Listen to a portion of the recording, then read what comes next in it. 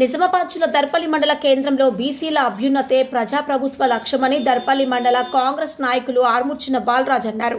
బీసీలకు 42% రిజర్వేషన్లు ప్రతిపాదిస్తూ సీఎం రేవంత్ రెడ్డి నాయకత్వంలోని ప్రజా ఆమోదం పొందడం చారిత్రాత్మకమని నిజామాబాద్ రూరల్ ఎమ్మెల్యే భూపత్ రెడ్డి హర్షం వ్యక్తం చేస్తున్నట్లు మండల కాంగ్రెస్ నాయకులు అభ్యర్థించారు.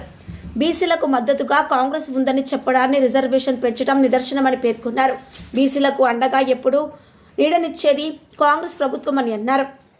దేశంలో మొట్టమొదటిసారి తెలంగాణ ప్రభుత్వమే కులగణన సర్వే చేసిందని చెప్పారు.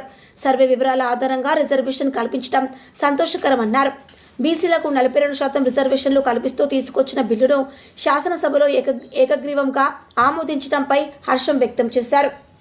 ఇది తెలంగాణ చరిత్రలో నూతన అధ్యాయానికి నాంది పలికిందని ఆర్మూర్చిన బాలరాజు అన్నారు. బీసీలందరూ ప్రజాప్రభుత్వాన్ని గౌరవించాలని కోరారు. బీసీ రిజర్వేషన్లు అమలుపై బీసీలందరూ సంబరాలు చేసుకోవాలని అన్నారు. దినేష్ కులాచారి ఎమ్మెల్యే భూపత్ రెడ్డిపై అనుచిత వ్యాఖ్యలు చేయడం సరికాదని, నవోదయ స్కూల్ నిజామాబాద్ జిల్లా ప్రాంతంలో ఏర్పాటు చేయడం జరుగుతుందని, తప్పుడు ప్రచారాలు చేయవద్దని కాంగ్రెస్ నాయకులు హెచ్చరించారు. కార్యక్రమంలో వివిధ గ్రామాల కాంగ్రెస్ నాయకులు Subhash, Surender Goud, society chairman Chinna Reddy, JCB Srinivasulu, కార్యకర్తలు తదితరులు పాల్గొన్నారు. రూరల్ రిపోర్టర్ ప్రసాద్, దృశ్యం న్యూస్, దర్పల్లి మండలం.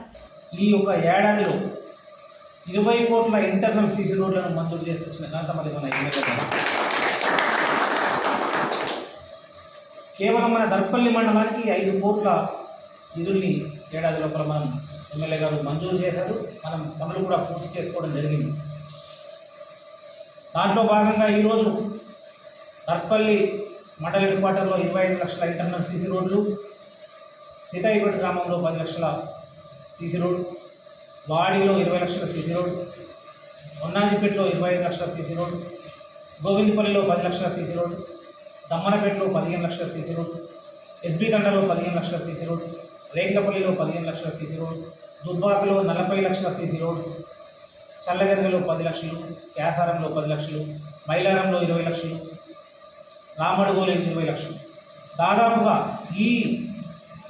ఈ మార్చి సీజన్లోనే మన దర్పల్లి మండలానికి 2.5 కోట్లు మనం ఎమ్మెల్యే గారు శాంక్షన్ చేశారు. పనులు పూర్తయి ఇంకొన్ని నడుస్తున్నాయి. దాన్ని రేవంత్ రెడ్డి గారు, మన ముఖ్యమంత్రి గారు పట్టుబట్టి వదలకుండా బట్టి విక్రమార్క గారు కానీ మన ఎమ్మెల్యే గారు ముఖ్యంగా భూపత్ రెడ్డి గారు కానీ వీళ్ళంతా ఏకతాటిగా ఉండి నిన్నటి రోజు అసెంబ్లీలో బీసీలకు 42% ప్రకటించారంటే వారికి మా బీసీలంతా తరఫున కూడా కృతజ్ఞతాభివందనాలు తెలియజేస్తున్నాం. అదే రకంగా మరి ఎస్సీ వర్గీకరణ నామా మాత్రంగా ఉండే దాన్ని కూడా నిన్నటి రోజు డిక్లేర్ చేసినందుకు వారి తరఫున కూడా శుభవందనాలు తెలియజేస్తున్నాం. రాష్ట్ర పార్టీ ఆదేశాల మేరకు పార్టీ అధ్యక్షుడి ఆధ్వర్యంలో కాంగ్రెస్ పార్టీ ఈరోజు సభను నిర్వహించడం జరుగుతున్నది. రాష్ట్రంలో నిన్న అసెంబ్లీలో బీసీలకు 42% ప్రకటించినందుకు మరియు ఎస్సీ వర్గీకరణను కూడా ప్రకటించినందుకు రాష్ట్ర ముఖ్యమంత్రికి మరియు మా ఎమ్మెల్యే భూపత్ రెడ్డి గారికి బీసీల తరఫున మా యొక్క కృతజ్ఞతలు, ధన్యవాదాలు తెలియజేస్తా ఉన్నాం. అట్లాగే బీజేపీ జిల్లా నాయకుడు దినేష్ గారు మాట్లాడుతున్న విధానాలు సరైనది కాదు. ఆయన వయసుకు తగ్గట్టుగా మాట్లాడితే బాగా ఉంటుంది. ఎమ్మెల్యే గారు చేస్తున్న డెవలప్మెంట్ను కాన్స్టిట్యున్సీకి వచ్చి చూసిన తర్వాత ఏం జరుగుతుందో దాన్ని చూసిన తర్వాత మాట్లాడాలి.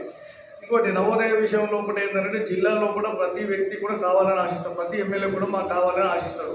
ఖచ్చితంగా మన భూపత్ రెడ్డి గారు ఎమ్మెల్యే గారు కూడా మన కాన్స్టిట్యున్సీలో తీసుకురావడానికి 100% ప్రయత్నాలు జరుగుతున్నాయి. ఖచ్చితంగా మన దగ్గరనే నవోదయం వస్తుందని చెప్పి మేము కూడా మన కాన్స్టిట్యున్సీ ప్రజలను మరియు దర్పల్లి మండల ప్రజలను కూడా ఆశిస్తున్నాము. నువ్వు మాట్లాడేటప్పుడు ఎట్లా ఉండాలంటే నీ స్థాయికి తగ్గ మాటలు మాట్లాడేటప్పుడు విషయం మీద మాట్లాడడం తప్పు లేదు, కానీ పెద్ద చిన్న లేకుండా నీకు నోటికి వచ్చిన మాట్లాడడం సరైనది కాదు. ఏ పార్టీ కాంగ్రెస్ పార్టీ కార్యకర్తలు ఎవరైనా కానీ ఒక రోజు మాట్లాడడం చాలు చేస్తే నీ విలువ పోతుంది. కాబట్టి నువ్వు ముందుగా మాట్లాడి గౌరవాన్ని తగ్గించుకోవాలని చెప్పేసి మేము ఈ సభా వేదిక ప్రకారంగా నీకు విన్నవిస్తున్నాం. జై